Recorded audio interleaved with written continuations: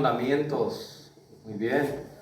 Esos son temas muy importantes, hermanos, porque es donde brilló por fin la luz en medio de las tinieblas.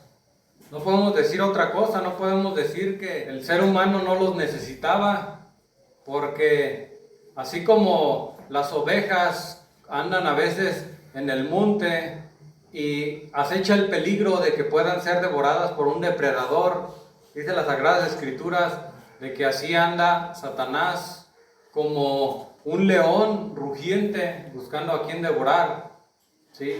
Ahora, el Señor, poniendo su mirada en el hombre, preocupándose por su pueblo, primeramente es que le dio una serie de mandamientos para que el hombre se pueda conducir en un cerco en contra del pecado y poder autoevaluarse más que nada y pueda tener pues una búsqueda más a profundidad con el Señor. Entonces, habiendo dicho esto, vamos a abrir la Biblia en el libro de Éxodo. Vaya al capítulo 20, llegue al versículo 13 y se va a encontrar un versículo bien pequeñito. Doy la bienvenida nuevamente a todos los que hemos estado presentes. Les pido que ore por mis niñas que están enfermas. Ahí en Éxodo 20 aparece este mandamiento en el versículo 13, ¿sí? Que dice: no matarás, ¿ok? No matarás. Bien sencillito, pero un mandamiento profundo también, porque ¿qué implicaciones tiene esta ordenanza que le fue dada no solamente al pueblo de Dios, que en su momento fue Israel, sino que se expandería hacia todos nosotros por extensión, lo que se conoce como la iglesia del Señor? Entonces, ¿dónde aparece primeramente la muerte por primera vez? Haga memoria, si ha leído las Sagradas Escrituras, va a llegar al libro de Génesis, a un lugar conocido como el Jardín del Edén. Porque antes de eso la muerte no era conocida. No era conocida tampoco la corrupción. No había conocido el pecado y muchas otras aberraciones, corrupciones que la humanidad, pues, viviendo en una armonía con Dios, pues era imposible que pudieran existir todas estas cosas. Usted, no sé si alguna vez se ha asomado a ver por un microscopio. Cuando yo estaba en la preparatoria, pues llegó la oportunidad de hacerlo y solamente por televisión había visto. El químico que estaba ahí, el profesor, derramó unas gotas de agua de las que hay en la llave. Asómanse, nos asomamos los alumnos, había como unos 5 microscopios ahí. Entonces, cuando te asomas comienzas a ver de que hay seres vivos ahí nadando, ¿sí? Que pues se conocen como gérmenes.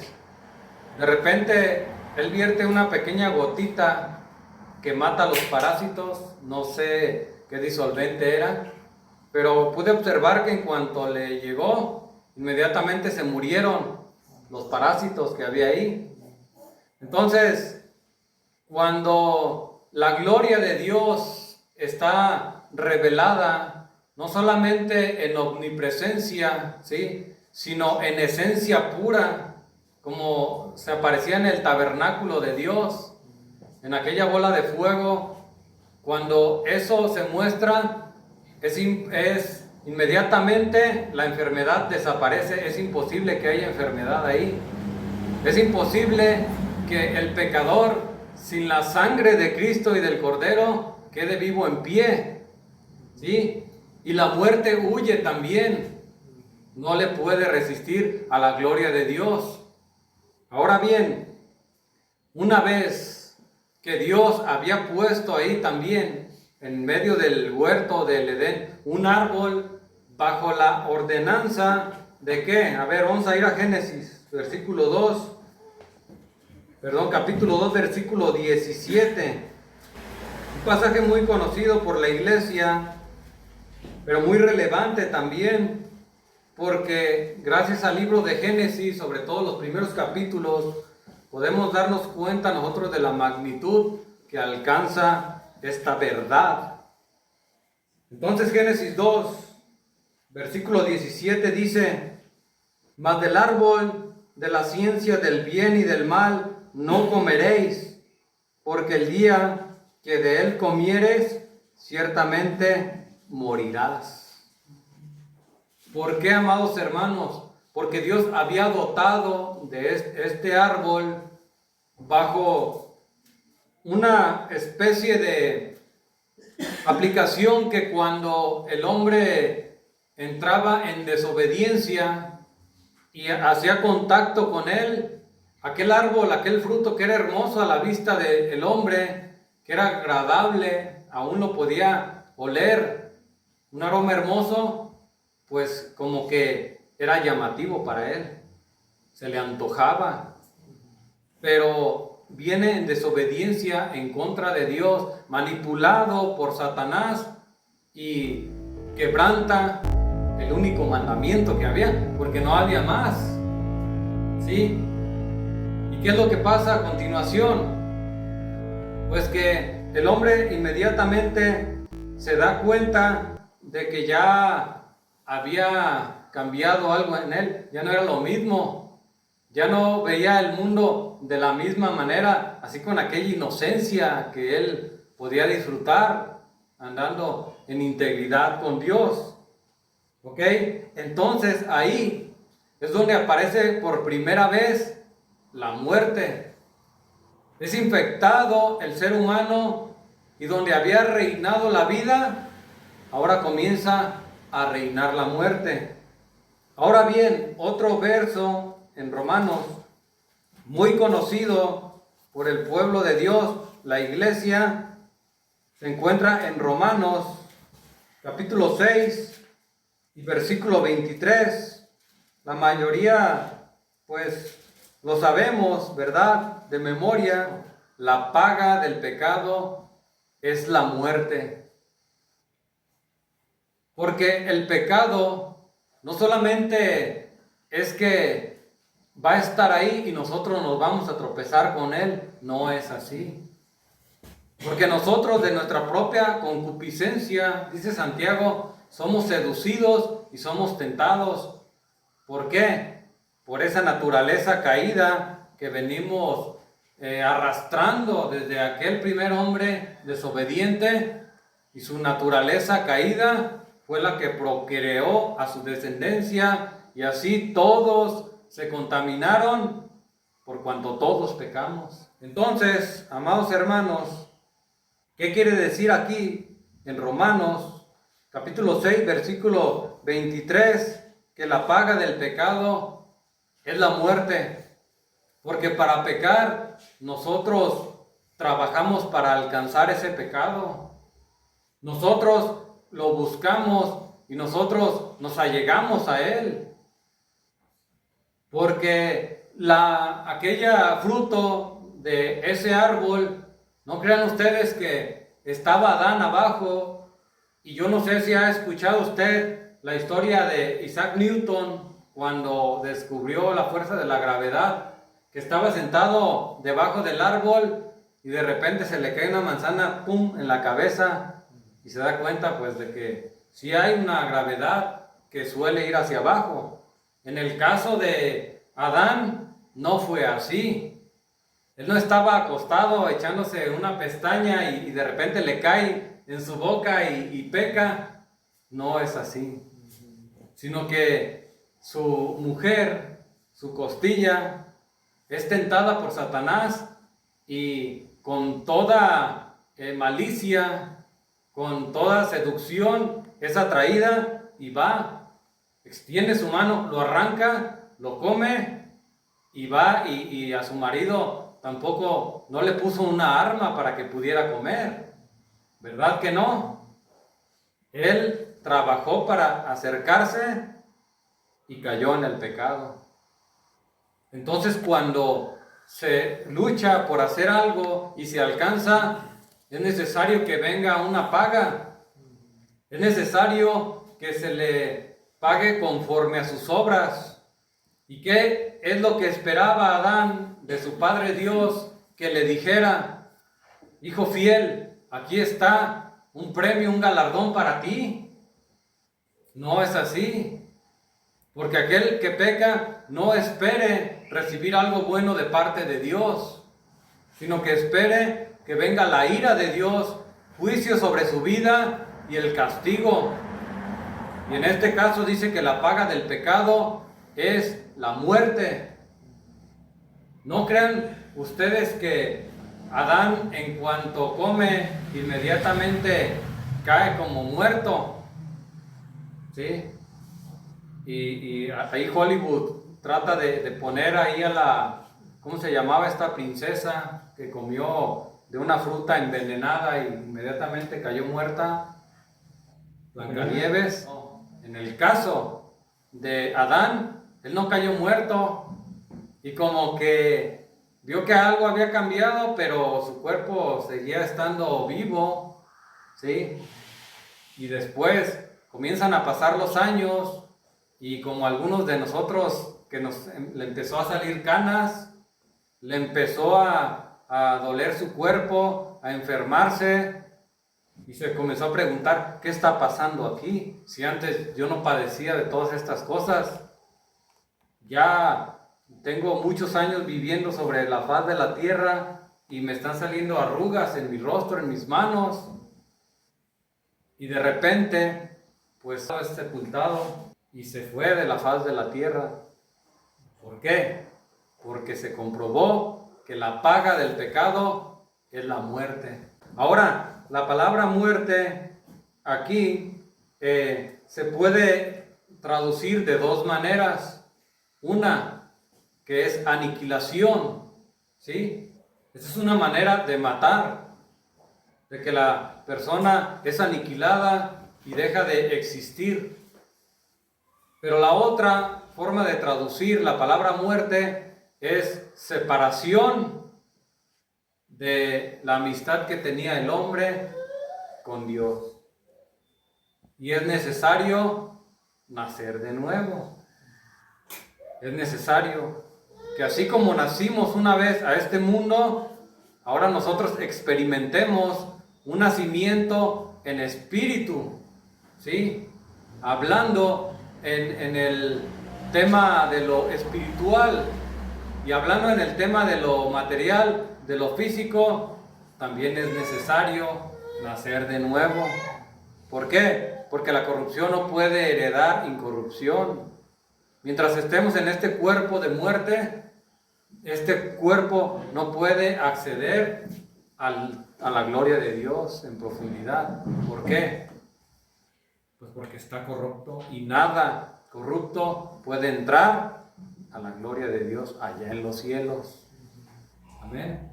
Es necesario que seamos, como dijo Pablo, que esto corruptible se vista de incorruptibilidad. Pero no se preocupe, porque esto se va a llevar a cabo el día de la resurrección de los muertos. Amén. Amén.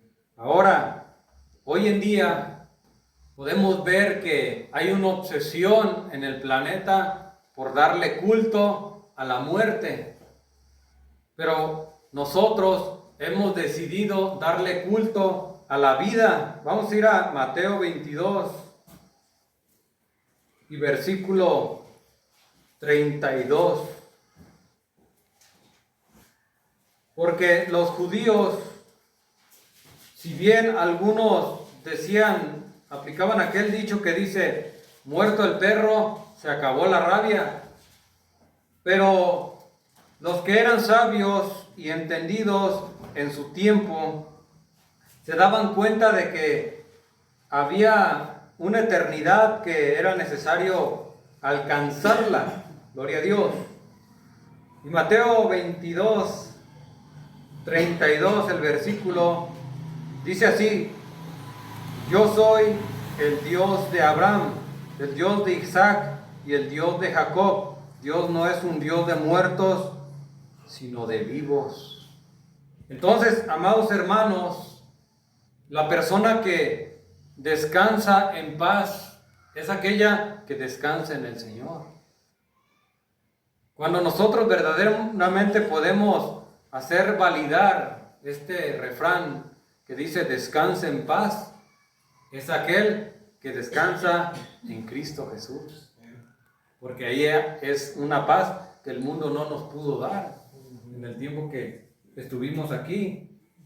Ahora, Mateo, capítulo 5, más atrasito, ahí en el mismo libro, y verso 21, oísteis que fue dicho a los antiguos, no matarás, y cualquiera que matare, ¿qué dice? Será culpable de juicio. Hasta aquí el Señor Jesucristo está citando, cuando comenzamos este estudio bíblico, ahorita hace unos minutos, 10, 15 minutos, nosotros abrimos en el libro de Éxodo 20:13 y leímos eso que está citando nuestro Señor Jesucristo, ¿sí? Que Él retoma diciendo, oísteis que fue dicho a los antiguos, no matarás, y cualquiera que matare será culpable de juicio. Bueno, hasta ahí todo estaba claro, hasta ahí no había ningún problema, ellos lo sabían, nosotros lo sabemos. Y en el 22 amplía la enseñanza que estaba dando nuestro Señor Jesucristo, diciendo las siguientes palabras. Pero yo os digo que cualquiera que se enoje contra su hermano será culpable de juicio. O sea, amados hermanos, que nuestro Señor Jesucristo toma este pasaje y Él da una explicación de que no necesariamente nosotros podemos estar limpios delante del juicio de Dios, a llegar y decir, no, pues yo nunca, ni siquiera una pistola tocaron mis manos, jamás, ni siquiera de las de los niños de juguete. Yo nunca tuve en mi mano pues una arma de guerra. Hoy día hay todo tipo de armas letales que pueden causar la muerte.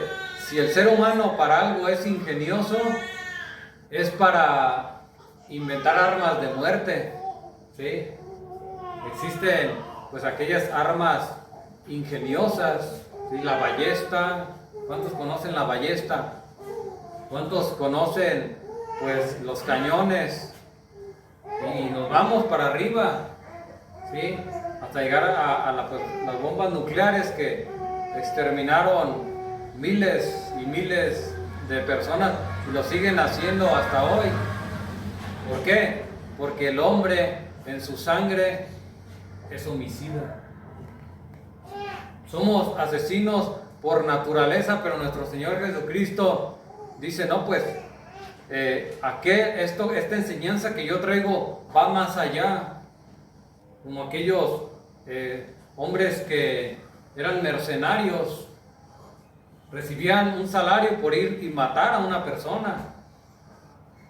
Y ahí teníamos al mismo Barrabás y aquellos hombres, aquellos legionarios que mataban por salvar la vida del emperador. ¿Sí? No se me hace a mí extraño que aquellos líderes religiosos se quisieran excusar y dijeran, no, nosotros ni una mosca hemos matado. ¿Sí? Y Jesús les dice estas palabras, pero yo les digo que cualquiera que se enoje contra su hermano será culpable de juicio. Había un hombre homicida en el corazón. Había un deseo de darle muerte a una persona.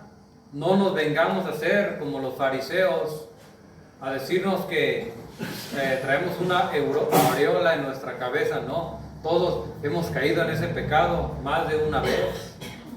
¿Sí? Más de una vez. Imagínense ustedes si el mismo apóstol Juan, que era manso y humilde de corazón, este varón un día se molestó con un predicador que no los quiso seguir Le dijo al Señor, Señor, manda descender fuego del cielo para que los mates. Imagínense, en su corazón, Él les dio muerte. Imagínense, el mismo Moisés, que era el hombre más manso de aquella época, el día que lo colmaron los hebreos y que el Señor le dijo que tocara la peña para que saliera agua, viene y le suelta varios garrotazos con el báculo que traía y cometió pecado de homicida, ¿sí? Nosotros llevamos en nosotros el juicio anterior a convertirnos por la muerte de Cristo también. Y no crean que Moisés no la llevó también, ¿sí? Porque él no sabía en su ignorancia que esa peña era símbolo de Cristo. Era símbolo de Cristo, porque Cristo era la roca que trae el agua que sacia, ¿sí? Y se cumplen las Sagradas Escrituras, que dice el mismo Pedro que pues nosotros nos descarriamos a una y por la rebelión de su pueblo fue herido. Así que nosotros no podemos excusarnos y decir, no, yo estoy en otro tiempo, porque cada rato que salimos nosotros a evangelizar, ¿a poco no le salen las gentes con esas palabras? Yo estoy limpio, yo no maté a Cristo, yo nací en otro siglo, ¿sí? Pero ¿qué pasa en el corazón homicida que él lleva? Dice la Escritura, hay un entendido, entienda esto. Júzguelo en su corazón. Si no lo puede entender, si no le da la lógica, la Escritura le va a hablar. Primera de Juan 3:15 lo va a decir bien claro. Todo aquel que aborrece a su hermano es homicida. Y sabéis que ningún homicida tiene vida eterna permanente. Ahí está, amados hermanos. El corazón del ser humano es sanguinario por excelencia, es asesino, ¿sí? Imagínense por qué no se queje cuando aquellos dictadores asesinaron a millones de personas, porque aquel que les estorba lo desaparecen de la faz de la tierra, porque nadie les puede contrariar a ellos, ¿ok? Ahora, en Primera de Juan, ahí mismo, en el capítulo 5, una página adelante, versículo 16 y 17, van a aparecer dos clases de pecado. Uno que es pecado no de muerte y otro que es el pecado de muerte, ¿sí? El pecado de muerte lo vamos a ver cuál es, pero primeramente lo voy a dar lectura. Y dice San Juan, si alguno viere a su hermano cometer pecado que no sea de muerte, pedirá y Dios le dará vida. Esto es para los que cometen pecado que no sea de muerte. ¿Ok? Dice, ahora, hay pecado de muerte, por el cual yo no digo que se pida. Primeramente, sabemos que todo pecado conduce a la muerte. No hay pecado grande, no hay pecado chico. Espiritualmente, delante del Señor, estamos perdidos. ¿Sí? Ok. Pero desde el Antiguo Testamento veíamos en la ley que estamos estudiando que había pecado que era de muerte y no uno que no era de muerte. ¿Sí? ¿Por qué? Vamos a ver cuáles eran algunos casos de pecado de muerte. Uno, la blasfemia. Vamos a ir a Levítico 24. Ahí en su misma Biblia, váyase a los primeros 5 libros de la Biblia. Al libro de Levítico, capítulo 24 y versículo 16. que dice: y el que blasfemare el nombre de Jehová ha de ser muerto, toda la congregación lo apedreará, así el extranjero como el natural, si blasfemare el nombre, que muera.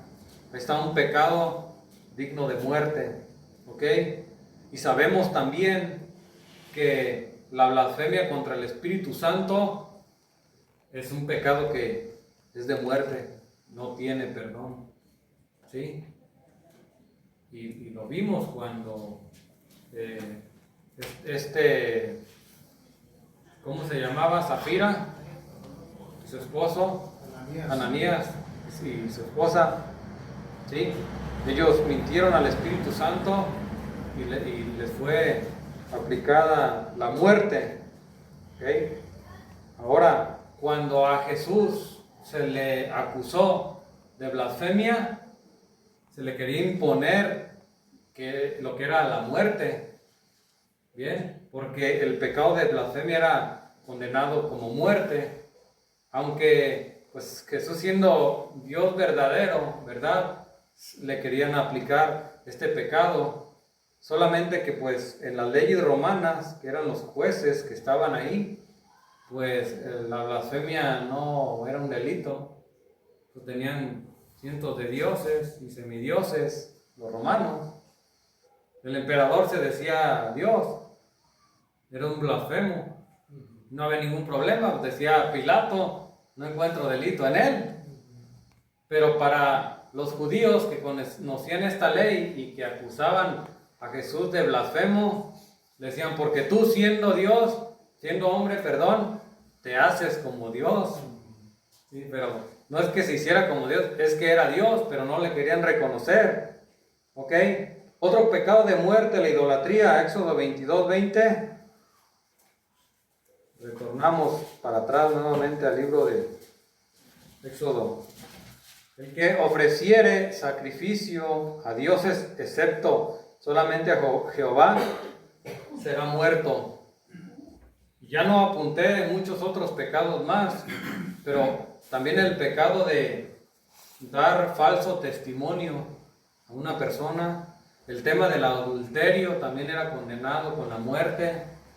El tema de dar una profecía falsa era con castigo de muerte, aunque ya después pues a los malos reyes les encantaba que les profetizaran mentira y estaban bien felices y no aplicaban la ley como debía de ser. Entonces, cuando una persona ya cae ya se convierte en un blasfemo, en un adúltero, dice San Juan: ¿sabes qué? Ya apostató, ya cayó en la apostasía, ya no tiene caso, ya se burló del Espíritu Santo, ya blasfemó de él, ¿sí? Ya no oren por esta pareja que quiso engañar al Espíritu Santo con un terreno que se quedaron una parte, ya caso perdido, ¿sí? Pero hay veces, hay pecado que la persona aún puede buscar del Señor. Yo me acuerdo de Pedro cuando le dijo a Simón el mago: ora a Dios, porque tú todavía puedes alcanzar misericordia, porque estás en grande amargura, arrepiéntete. Entonces aún hay tiempo, ¿no, hermano? Si estamos aquí es porque el Señor te ha traído y no quiere que bajes la guardia, quiere que te levantes. Y lo demás, tú no te preocupes, el Señor enderezará tu camino, porque Él es nuestra fortaleza, no nos dejará ni te desamparará, dice el Señor. Amén. Entonces, cierro con esto. Algunas personas les puede interesar preguntarse: a ver, entonces, si Dios condenó matar, ¿por qué Él ordenó a las personas a que mataran? Dice la Biblia que los mandó a matar ovejas, vacas, personas, mujeres y niños. Ok, la respuesta es la siguiente: cuando el pecado se había arraigado de la población, una población que ya había cometido un pecado de muerte, de blasfemia, de todo lo que vimos, personas que ya habían rechazado a Dios en su corazón abiertamente, ¿sí? Solo vivían para hacer el mal, eran enemigos de Jehová por excelencia. Ellos decían, el día que mires a un hebreo, matámelo, dale muerte inmediatamente, porque nos viene a predicar al Dios de ellos, ¿sí? Y estaban infectando al pueblo de Dios. El pueblo hebreo tenía prohibido que los hombres tomaran mujeres de allá. ¿Por qué? Porque los pervertían. Les pasaba como a Adán. La mujer venía y lo hacía perder la amistad con Dios. Y ahí fue llevado a incluir el pecado del rey Salomón. ¿Sí? El rey Salomón. Pero que la gracia de Dios estuvo ahí y el siervo de Dios se arrepintió y retornó a los caminos de Dios. Y retornó a tiempo. ¿Por qué? Porque el Señor dice que busquemos al Señor mientras puede ser hallado. Ahora, la razón más grande es porque el rey está por encima de la ley. ¿Sí?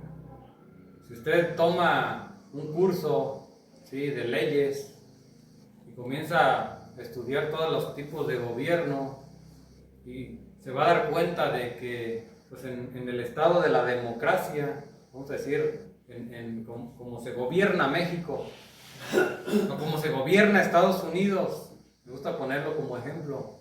En Estados Unidos, el presidente no está por encima de la ley. Si el presidente quebranta la ley, el pueblo lo saca, como sacó a Nixon, ¿sí? Porque ningún ciudadano está por encima de la ley y el mismo presidente, ¿sí? Él puede caer en un tribunal y ser juzgado como un ciudadano normal.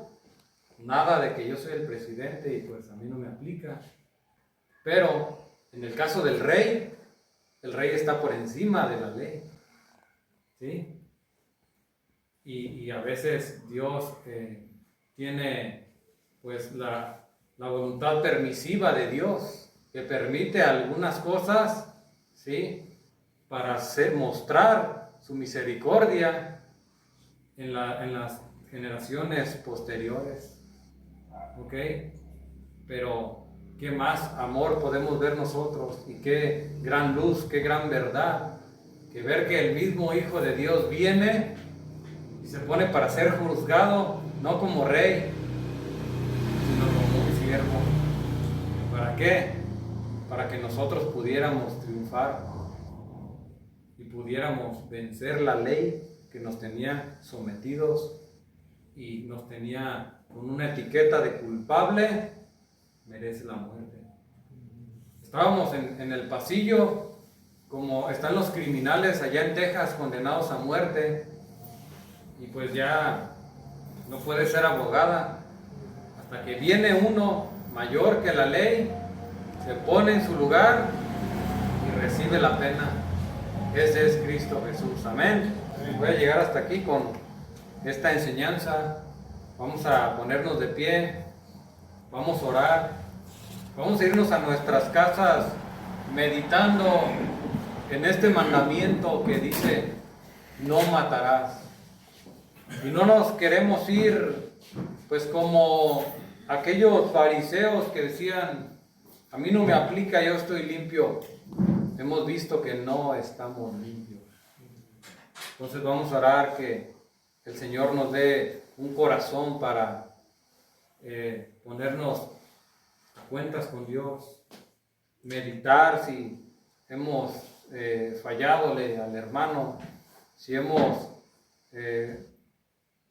nosotros asesinado en nuestro corazón a nuestro vecino, a nuestro compañero de trabajo, y vamos a ponernos a cuentas con el Señor. Padre Celestial, estamos delante de tu presencia, Señor, porque la palabra nos ha golpeado, Señor.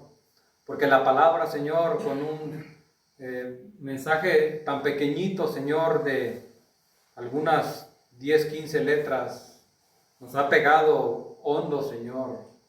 Nos ha confrontado nuestras vidas, Padre, porque ¿qué haya pasado, Señor, si hayamos muerto el día de hoy y no hayamos tomado reconciliarnos con usted, Señor, por tantos homicidios que hemos cometido allá afuera, Señor?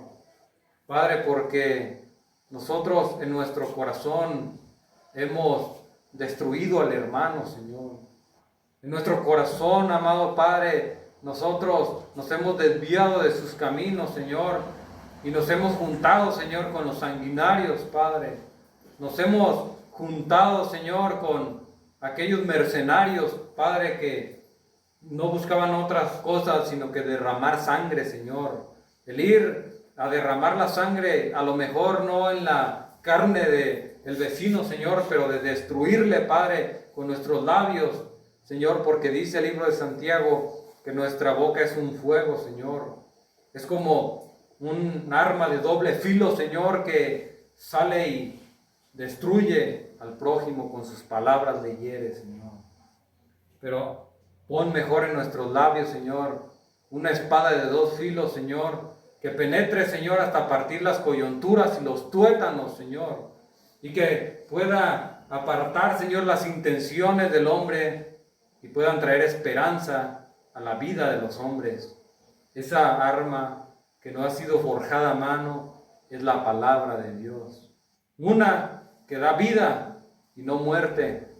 Una, Señor, que levanta al que está caído, al que está perdido, aún al homicida, lo cambia para Cristo. Esa es tu palabra, Señor. Ayúdanos a portarla, Señor, en una vaina, Señor, que pueda llevar atesorada el cristiano en nuestras vidas, Señor.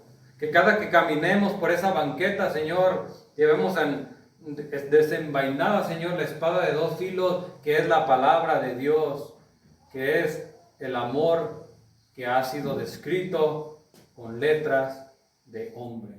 Te lo pedimos en el nombre de Cristo Jesús. Amén. Amén. Amén. Gracias, hermanos.